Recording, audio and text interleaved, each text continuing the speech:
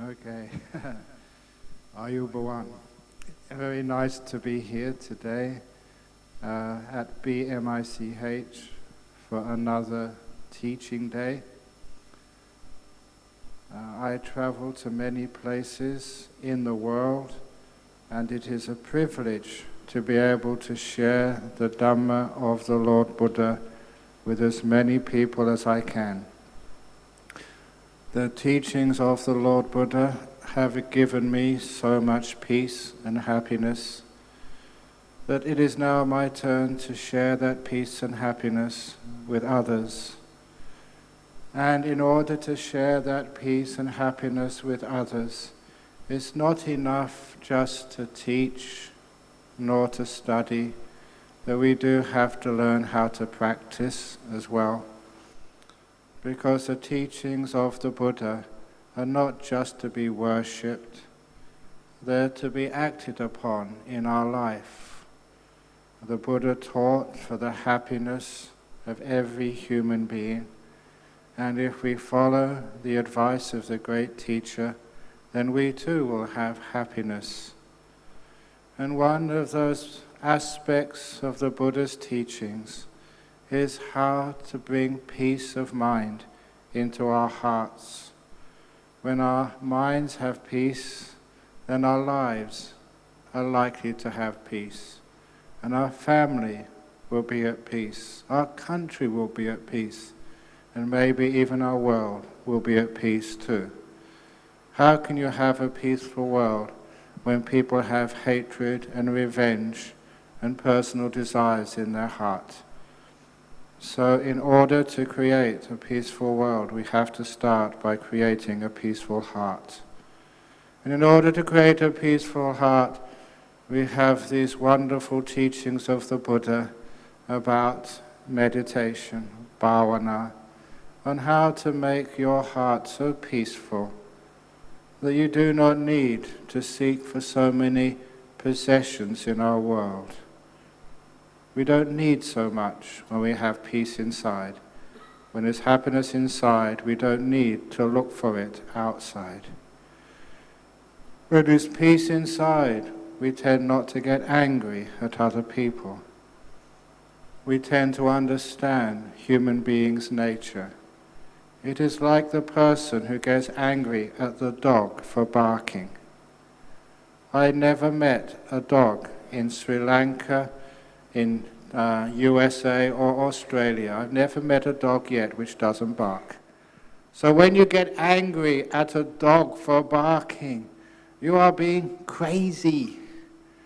And it's also like the person who gets angry at his wife for nagging, nag, nag, nag, nag, nag. I've never seen a wife anywhere in the whole world who doesn't nag, nag, nag, nag, nag, nag, nag. If you get angry at your husband for not doing all the work, that is the same all over the world. Husbands always say to their wives, "I will do it later, darling," and never ever do it. That is the nature of husbands.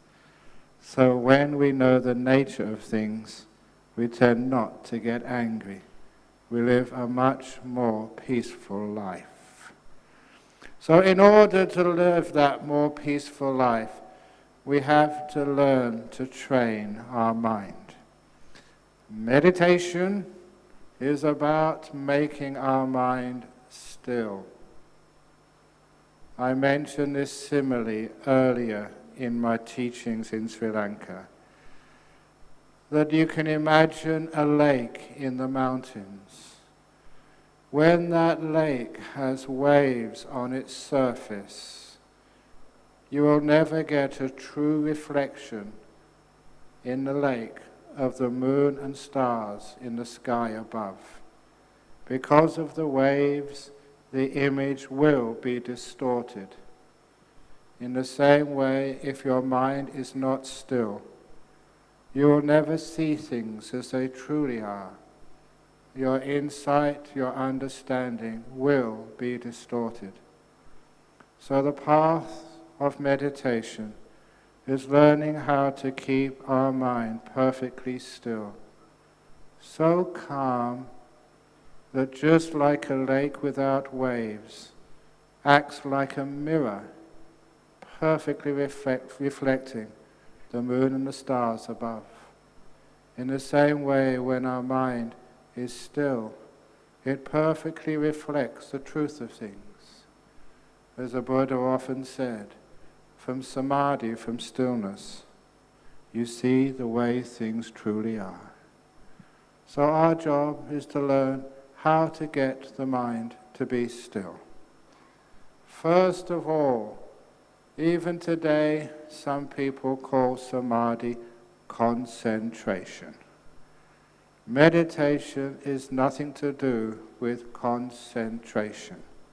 Concentration is what you do with force. In the West, we have many meditation camps. Places and times people can go to learn meditation for 9 days, 14 days, or even longer. And if meditation was about concentration, these would become concentration camps. And that's not a pleasant place for people to be. This is not concentration camps, it's stillness. And once we understand that meditation means stillness, calming, peace of mind, then we understand how to meditate. My water here is not for drinking. It is for my visual aid, my special effects.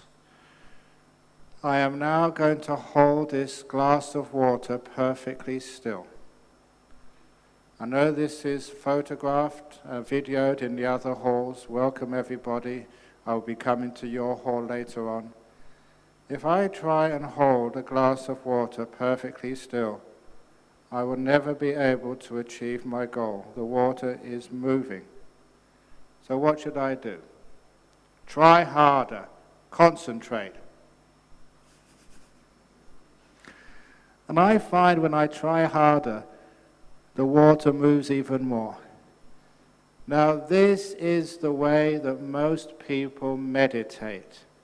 They try to hold their mind still. And when it doesn't work, they try even harder. And they get very frustrated. And many people give up meditation because they think it doesn't work. It does work if you know how to meditate correctly. If I want this glass of water to become still, there's a very easy way to achieve that. All I need to do is let it go. Put it down and relax and be patient. And every second, that water moves less and less and less. And even now, that water is perfectly still. That is how we meditate. To let go of all your controlling. Have you ever noticed that the Buddha always talked about being selfless, not worrying about yourself, being able to come closer and closer to anatta, non-self? But have you also noticed that those people who control the most, what we call in the West control freaks, are the ones with the biggest ego? The truth of the matter is, the more you control, the bigger your sense of self. The more you let go, the more your sense of self starts to disappear. You get closer and closer to the realization of anatta, non-self. The more you let go, the more you control, the bigger your ego. And you find those people who control a lot get very angry. Why? Because you cannot control the world.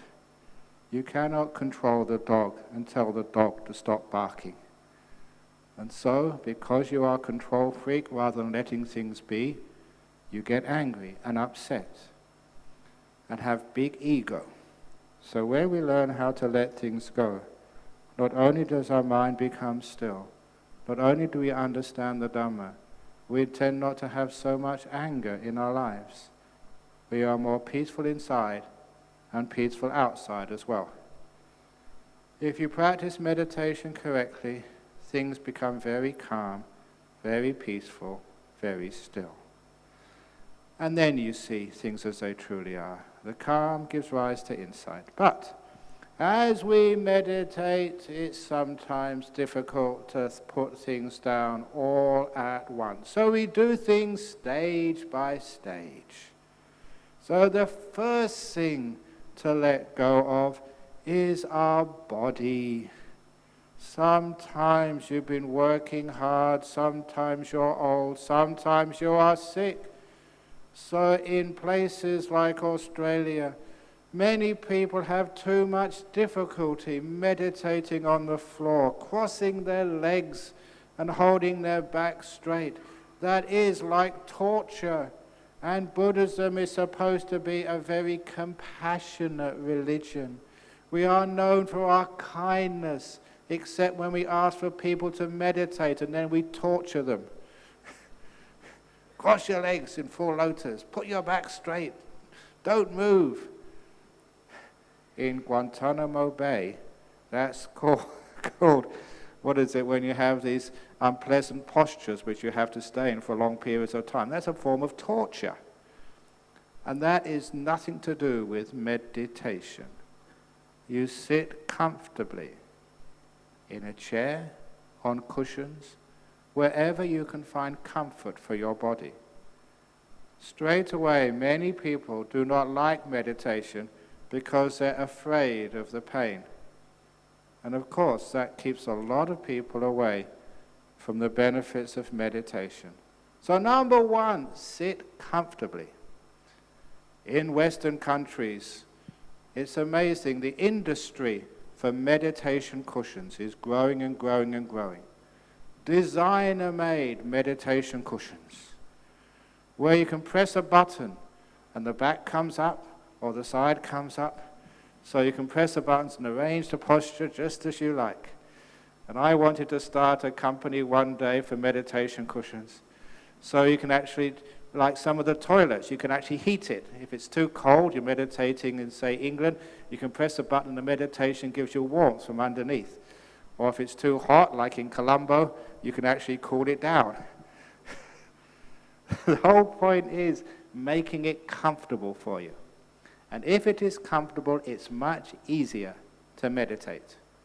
A little story, when I was in Thailand meditating, it was so hot, so humid, it was so difficult to overcome sleepiness because this body was made in England. This little tattoo in here, made in England.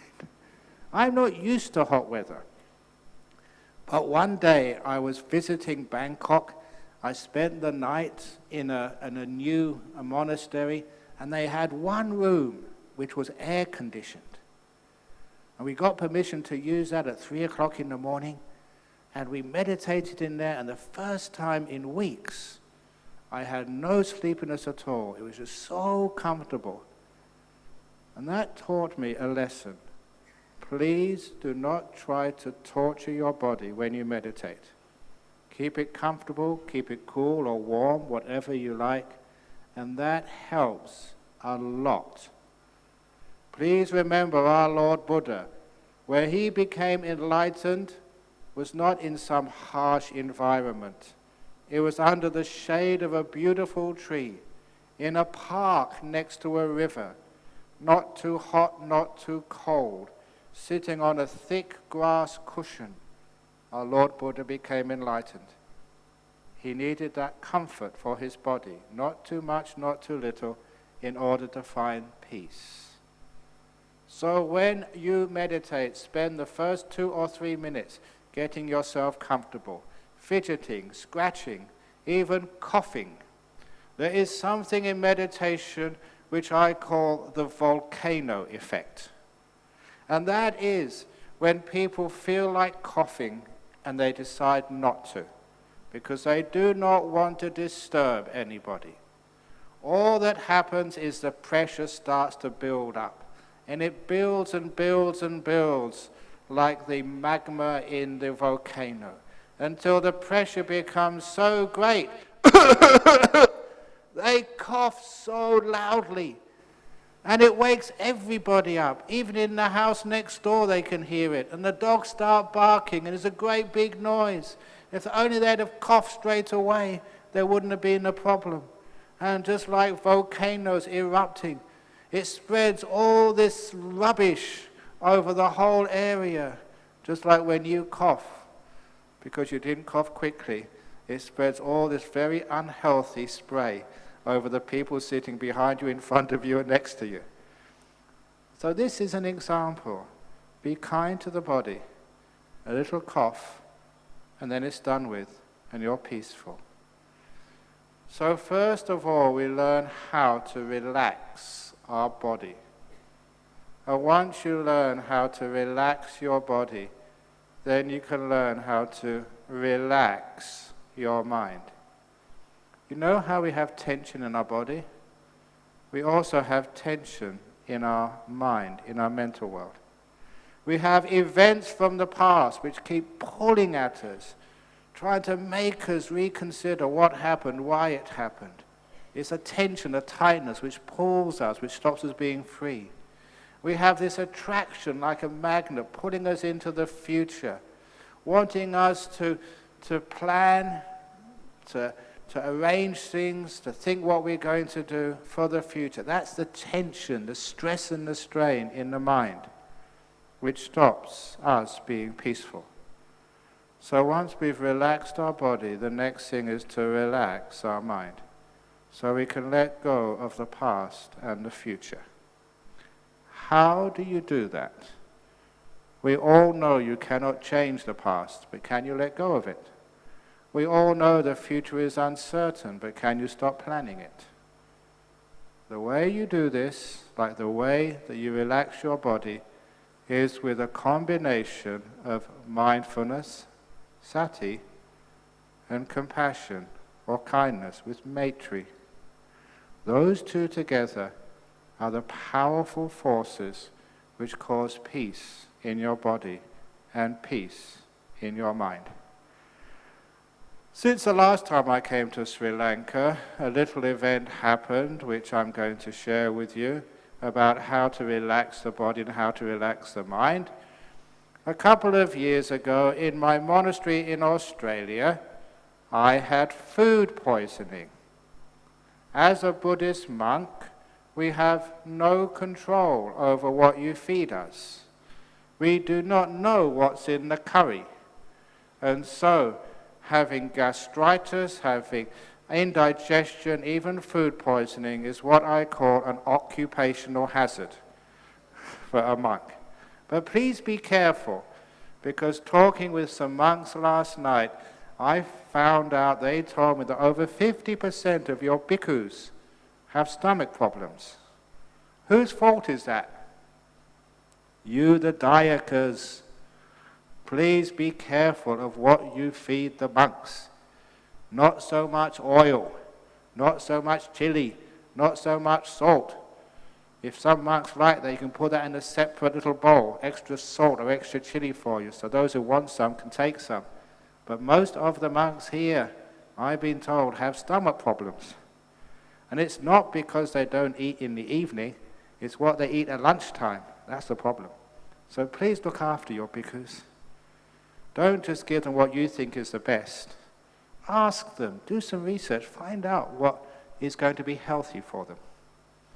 But, nevertheless, even in Australia, sometimes we get it wrong. And one day I had such bad indigestion, it was food poisoning. And when you have food poisoning, you have these incredibly painful cramps in your tummy.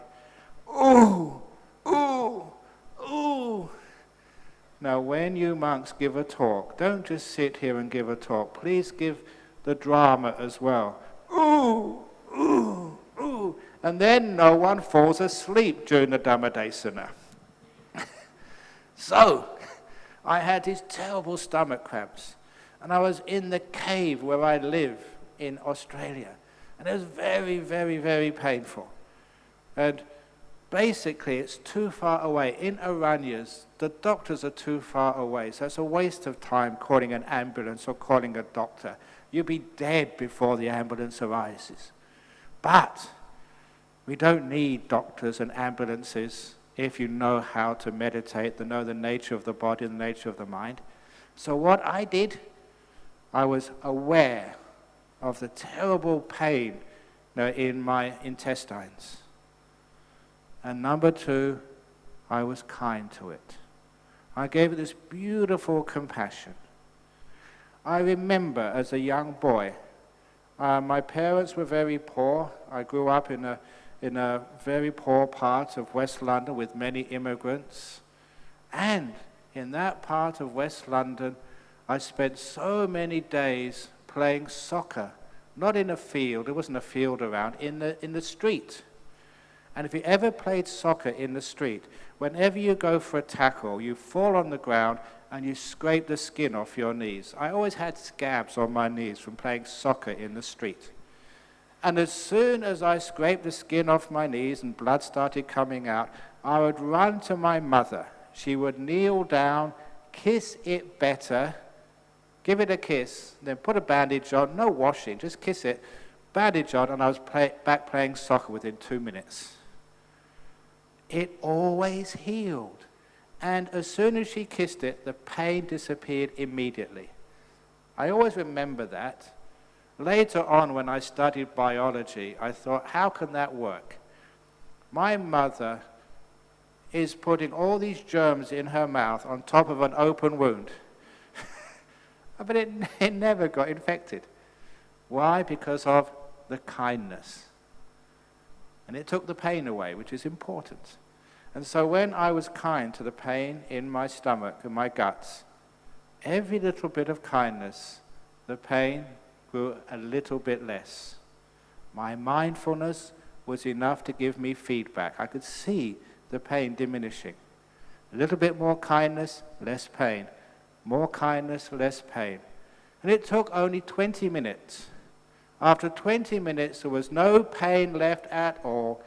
The food poisoning had totally vanished.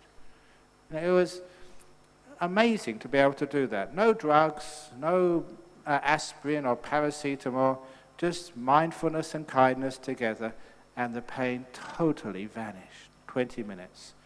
To this day, I can't understand exactly what happened, because food poisoning is caused by bacteria making havoc, in your intestines.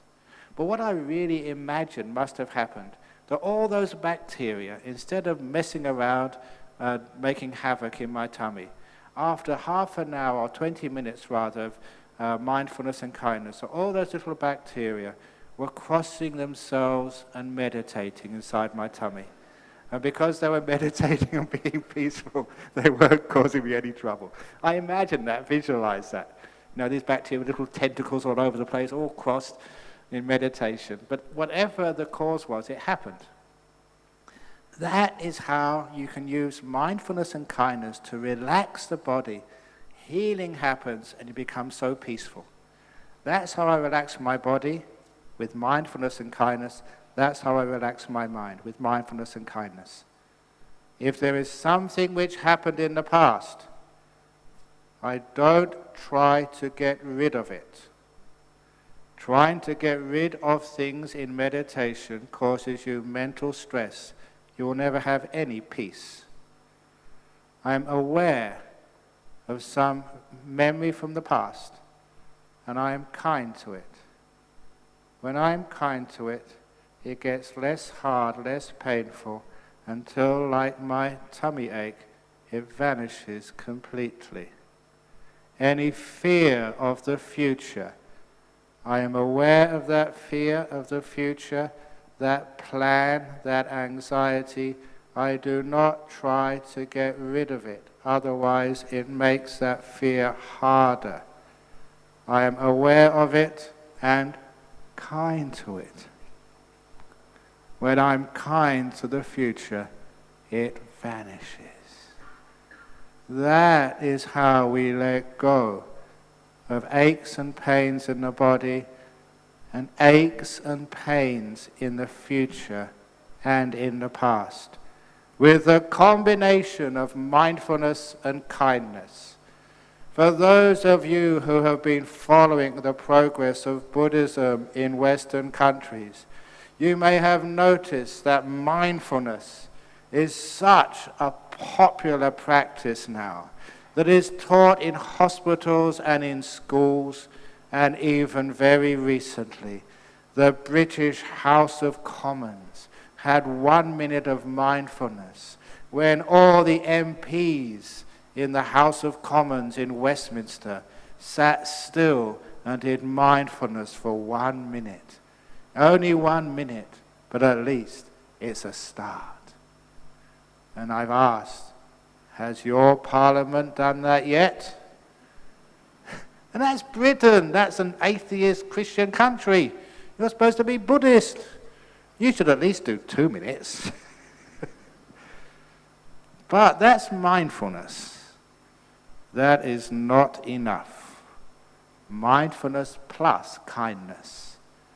When you add mindfulness and kindness, you get a new Buddhist word, kindfulness. I like inventing new words.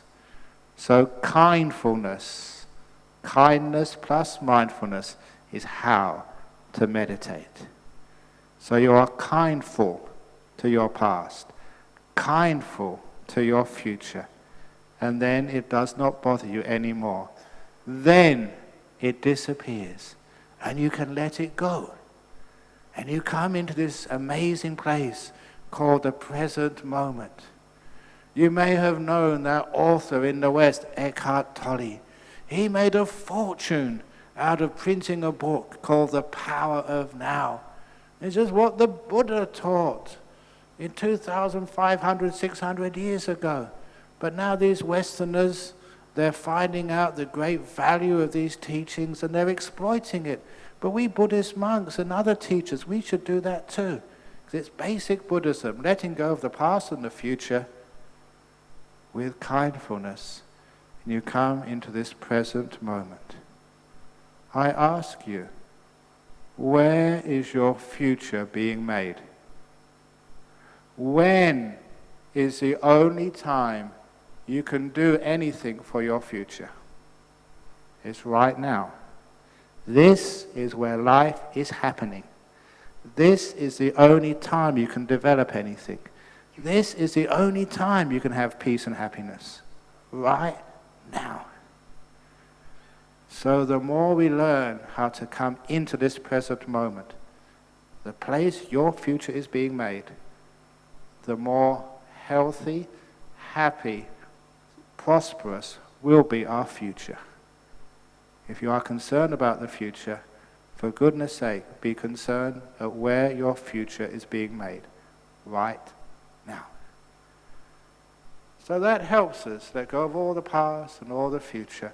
And you're here in this present moment. Now what do? Remember what all doing is, all wanting, all struggling, is looking to some place in the future, thinking you want to be there rather than being here. It's called craving, desire. That is the obstacle to meditation. Craving, desire. My teacher, Ajahn Brahm, would often hold his hand up and wave it up and down. When he first did this, I thought he was saying bye-bye. But he wasn't saying goodbye. He was saying, this is a leaf on a tree. And it only moves like this because there's a wind blowing. It's not natural for a leaf to move. When the wind stops, the leaf moves less and less until it comes to a perfect state of stillness. Because that is the nature of a leaf, to be perfectly still. In the same way, the nature of your mind is to be still. It only moves because of the wind of wanting something. If you don't want anything, your mind moves less and less until it becomes still all by itself. It's hard to stop wanting because that's our nature as human beings. Even you may not want, you monks, nuns, you may not want material things, but now you want spiritual things. You want jhanas, you want sowan, anagami, arahat. Those wantings stop the mind being peaceful. Even wanting good things makes the mind move. So we try and let go of all wanting, all craving. And the way to do that is let go of all past and future. In the present moment, you have no space to want something. You have to have some idea of the future to want to get somewhere else. When there's only the present moment, only now, that just stops nearly all of the wanting. Which is why I say that's the first stage of meditation. And for some people, that's the most important, to get into this very moment where there can't be any craving. And to stay in that moment with kindness.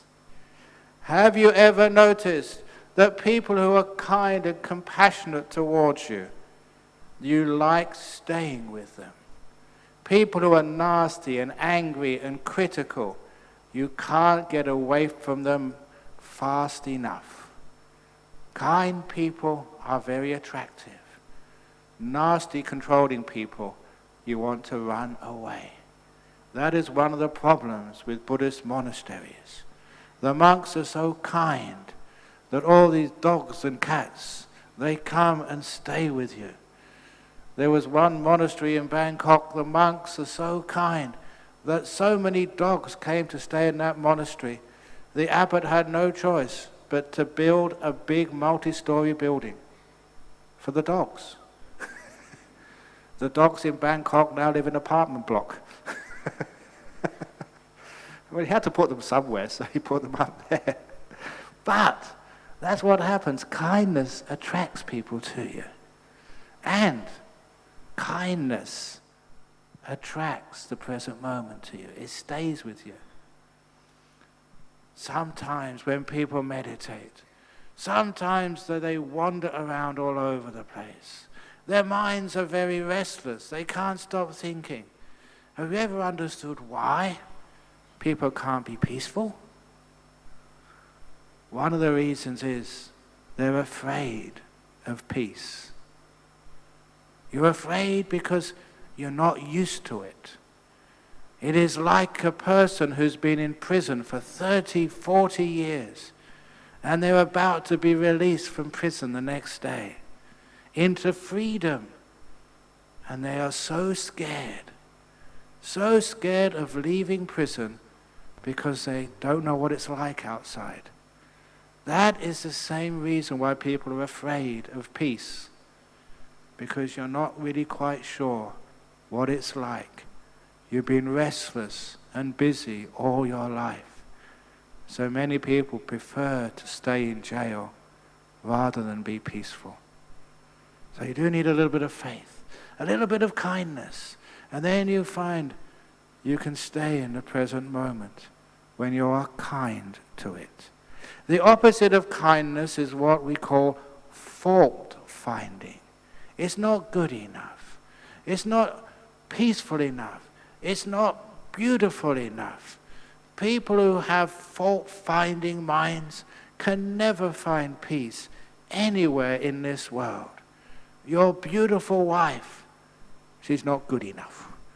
Your hard-working husband, he's not successful enough. Your favorite monks, they're not here in Sri Lanka enough. Always fault-finding. That fault-finding mind causes restlessness. Instead of finding fault with what you're experiencing right now and trying to fix it, have this beautiful idea of just letting it, leaving it alone. In Australia, I am a very, very busy monk sometimes. I have many monasteries I have to look after. I just can't just travel freely. I have big monasteries in Australia, building up the Bhikkhuni Sangha in Australia, which is really important in Sri Lanka. Don't forget the Bhikkhunis. They were started by the Lord Buddha. It was the Buddha's aim from the very beginning.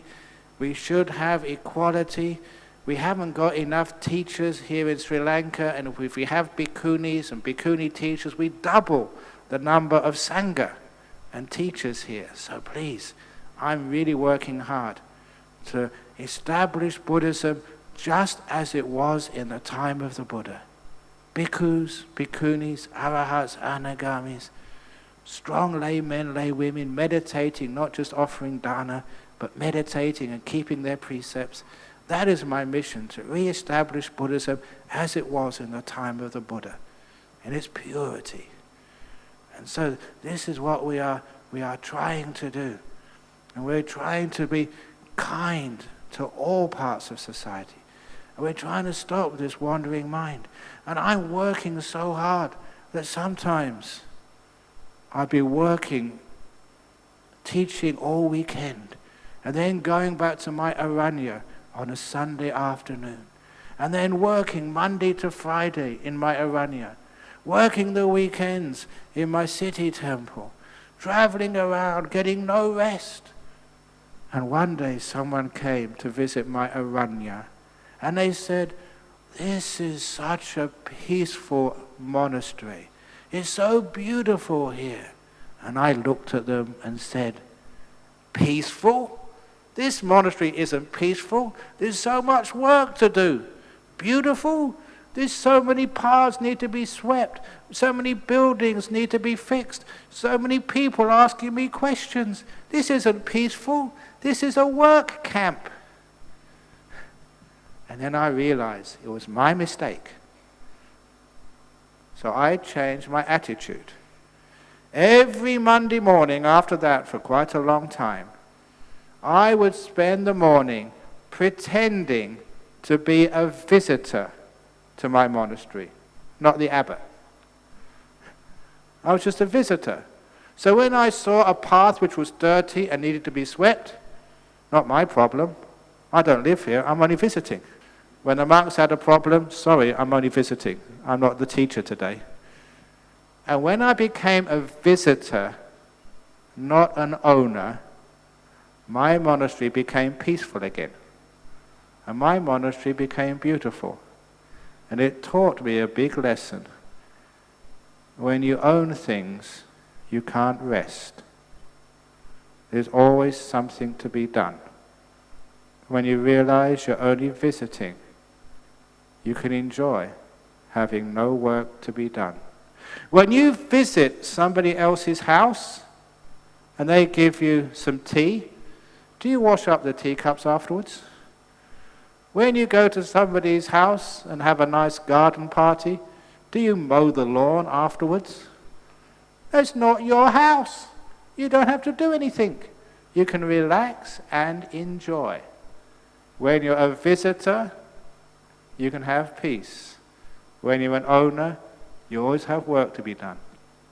So when you come into the present moment, only a visitor, not an owner, then you can let go and relax. That is the only time you can have some peace. Try that when you go home. Spend 1 hour being a visitor. Even if you have maids, I'm not going to tell the maid, I don't live here, I'm only visiting. And then you can really enjoy and understand what I mean. An owner is a fault finder and will never have any peace. You're a visitor to your mind, a visitor to your body. You don't own it. So you can be in the present moment, let it go. Because without enjoyment, you will have restlessness. If you're not happy here, your mind will go somewhere else to find happiness. So that contentment, kindness, no fault finding is the key to stillness. Stops you wandering around. So when you're in the present moment, Please appreciate it. At last, you don't have to make thoughts, fix up the past, worry about the future. You are free. You're out of the prison of time. Time owns too many people, controls you. For me, in the present moment, I feel so free. I don't have to worry when I come to Sri Lanka. Other people look at me and say, time, stop it. Not me, I don't worry. It's other people's problems. Why? Because I'm a visitor, not an owner. So that way we can learn how to have some peace in our meditation. Have you noticed, with all I've taught so far, it's nothing to do with I haven't mentioned what you have to do in meditation. It's all about your attitude to meditation, how you look at the meditation, learning how to put things down, let things go. Let go of the past, let go of the future, be kind to it, watch it vanish, be a visitor to this present moment. Enjoy this moment. I don't have to do any work. All my responsibilities and whatever line of work you have, now you don't have those responsibilities. Freedom at last. When you appreciate that freedom, the mind stays in this present moment. And as you relax more and more, you are doing less and less work. First of all, I think the percentage is about 70% of your energy, your physical energy, is used in your brain. You wouldn't believe how much energy you waste thinking, planning, remembering stupid stuff. That is why you are tired. You think too much, you worry too much, you plan too much. Imagine what it's like spending half an hour, even 15 minutes, being in the present moment, no worries, no concerns, being at peace. It's like going on holiday. That's one of the reasons whenever I teach a meditation retreat, I don't call it a meditation retreat. I call it Club Med. Club Meditation. So this, today, is Club Med Colombo. And it's much cheaper and much happier as well. Believe me, you'll soon find out. So welcome everybody to Club Med Colombo today. So that makes the idea that this is a happy time in meditation. Once you stay in the present moment and you are content with it, energy, instead of being wasted in thinking, goes into your mindfulness. And mindfulness gets brighter and brighter and brighter. Mindfulness is important.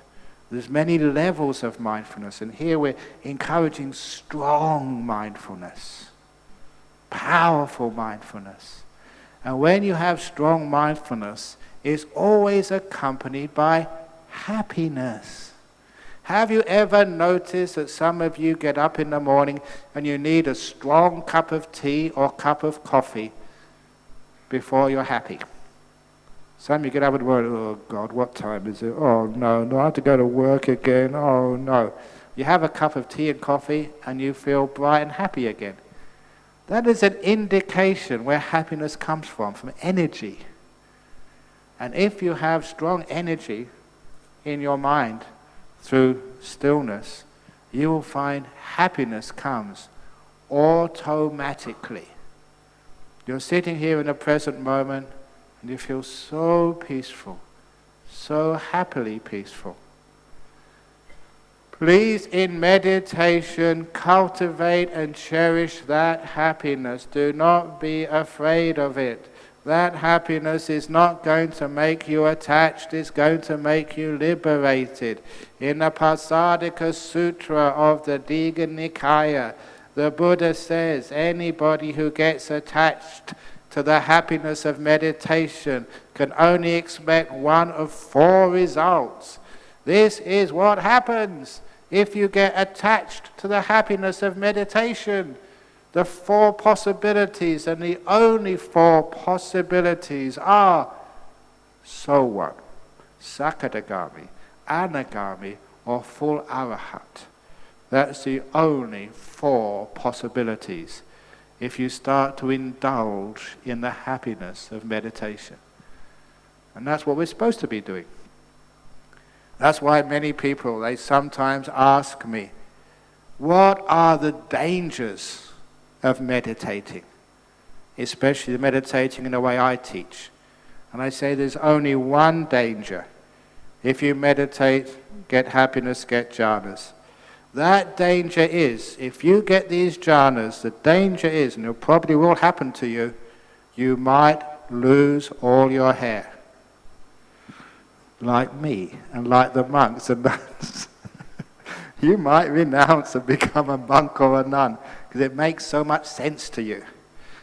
And don't ever think that being a monk or a nun is just so boring. This is the happiest thing I could have ever done. This gives you so much joy, so much happiness, so much fulfillment. It's incredible honor and blessing to have ordained as a bhikkhu. The best thing I could have ever done in my whole life. Helping so many people now, having so much happiness inside.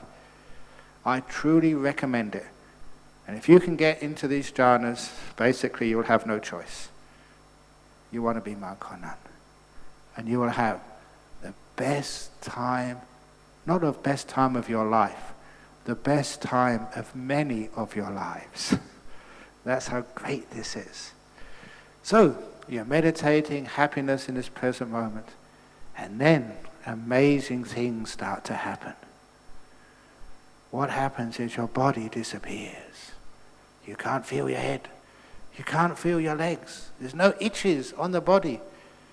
Because when things are still, they disappear. The air conditioner in this room, now you can hear it. In a few seconds' time, you will not be able to hear the air conditioner in this room. The reason is because it doesn't change. Your brain is only made to notice things which change. If they're common, constant, then it disappears. Because your body is still, the body vanishes. Because you're meditating in a reasonably quiet place, sound doesn't sort of change, and the sound turns off. You can't hear anymore. But the one thing which is still moving, when everything else disappears, is your breathing. This is why the Buddha taught breath meditation.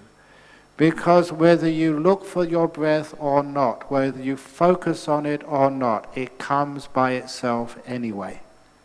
Because it's the last thing moving when everything else is very calm. So you can feel your breath. And if you do it properly, the breath is so delightful. Know some people come to Sri Lanka on holiday and they go to these beautiful beaches and they sit on the beach just watching the waves come in and the waves go out. The waves come in and the waves go out.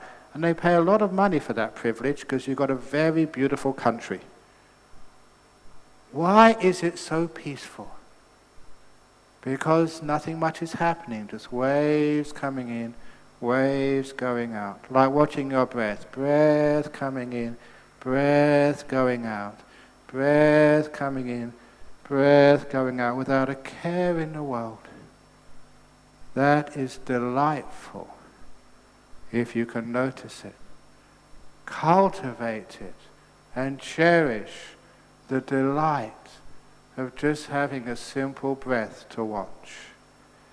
That delight with the breath is crucial to the deeper states of meditation. Please enjoy the meditation. It's the happiest thing I could have ever done in my life, to meditate. It is the joy, it is the pleasure of the Buddhist monks and nuns. Meditate. We don't need to watch movies. We don't need to watch the cricket. We don't need to watch the World Cup soccer. We just go and watch our breath. Cricket, soccer, sometimes your team loses. The breath always wins. So I just watch the breath go in, go out, happy. That's a delight in meditation. And when people in places like Australia start to delight in meditation, they keep coming to the temple again and again and again and again because they enjoy coming to the temple. They enjoy Buddhism. They can't get enough of it because it is happy right here and now, not waiting for some future life in heaven. Right now, you are happy. Examples. On one retreat which I taught in Perth a year ago, an executive from Sydney came to the retreat which I taught. She had to beg from her boss to have a week off. Business is just so tense and there's so much to do that the boss said, no, we can't let you go. We can't afford to have you missing for a week. You have to stay. She begged and groveled until her boss gave in. She came on my retreat. She went back again. A day later, after returning, she sent me an email saying, when I came back to work, my boss looked at me and said, you are so happier. What drug did they give you in that monastery in Perth? Whatever it was, please bring me back some next time. Of course, this is not drugs. People in today's world think the only way you can be happy is by taking alcohol and drugs. That's not the way to be happy. That causes so many physical and social problems. If you really want to be happy, if you want your youth to be happy, teach them how to meditate to the point they get incredible happiness inside their hearts, just watching the breath go in, the breath go out. Oh, so nice, so peaceful. They don't want to be disturbed. That's what meditation does. But it doesn't stop there. As the former US President Ronnie Reagan used to say, you ain't seen nothing yet. In other words, there's far better stuff to come. Because eventually the breath gets so peaceful and so joyful, it vanishes. It disappears.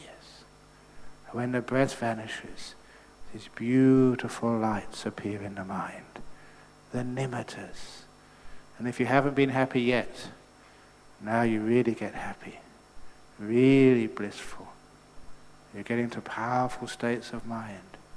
And if you can cultivate that, the bliss turns into the incredible ecstasies of the jhanas. More bliss than you ever thought you could handle. More peace and more stillness. And as I said to a few people over the last few days, this is the season of Poson. And on Poson, we remember the Arahat Mahinda bringing the teaching of the Buddha to Sri Lanka. And I always noted the first teaching which the Arahat Mahinda gave the king Dewanampiyatis was the Chula Hattipadopama Sutta, talking about the 4 footprints of the Buddha. You know the 4 footprints of the Buddha? First jhana, second jhana, third jhana, fourth jhana. The jhanas. Have a look at it again, and that's what you will see. So when you experience these jhanas, you are literally standing in the footprints of the Buddha, experiencing what the Buddha experienced. It usually gives me goosebumps to say this, even so many years as a monk. If a person gets into jhanas, they are experiencing what the Buddha experienced.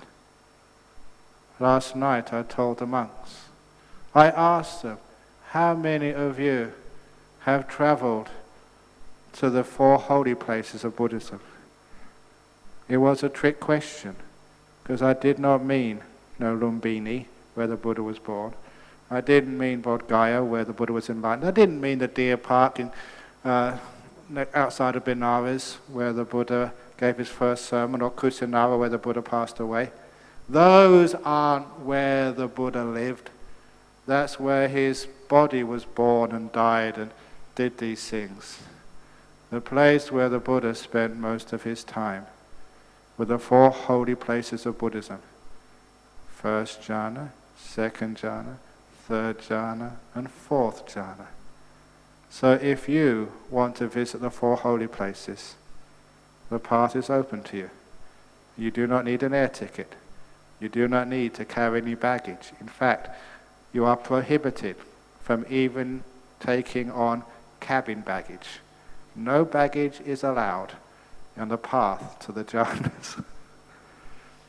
And you feel what the Buddha felt. That is possible these days. That's why I teach this. And I am constantly amazed at the sort of people who actually achieve these jhanas. About 8-9 months ago, at a retreat I taught, a meditation retreat I taught in Australia, this man came to the retreat with tattoos all over his body, with long hair. He looked like one of these hell's angels.